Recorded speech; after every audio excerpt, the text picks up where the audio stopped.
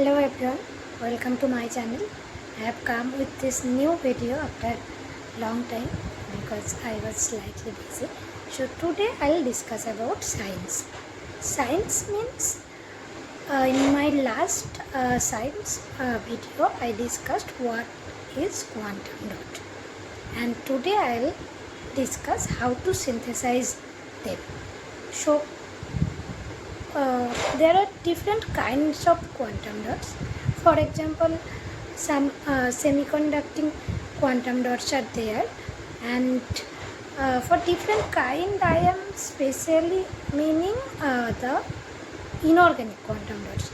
Some organic quantum dots are also there, and for example carbon dots, they are synthesized with solid state heating method in an ambient condition, and in this method also they can have quantum yield as high as 65% in the green region.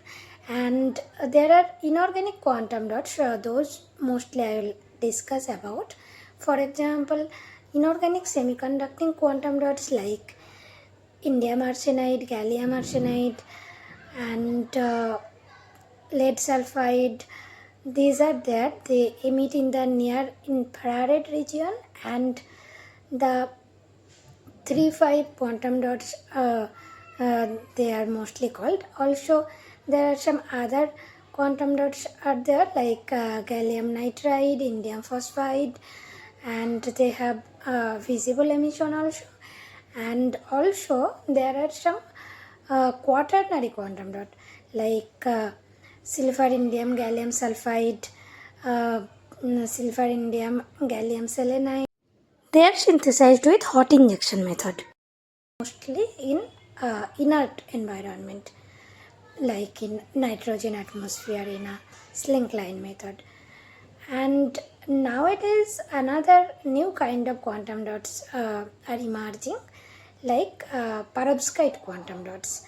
Those are halide, mostly halide perovskite based quantum dots like cesium lead halide, cesium lead chloride, bromide, iodides are there, cesium tin halide, and they emit in the whole spectrum, for example from blue to near infrared depending on their B-side cation, also depending on their halides. Like for chlorine they will emit in the blue range, for bromine in green range, for the iodine in the red to near infrared range, and they are mostly synthesized with the hot injection method in an inert environment.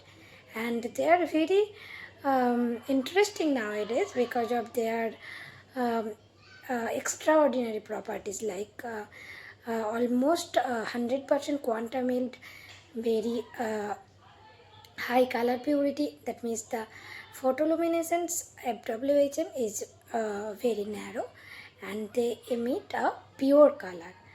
Now FWHM is, if we look emission curve, it has a Gaussian shape, and if it is broad in nature, that means it has a long range of wavelength, but if it is narrow, then it has shorter range of wavelength. So that means narrowed Gaussian curve of emission has more color purity.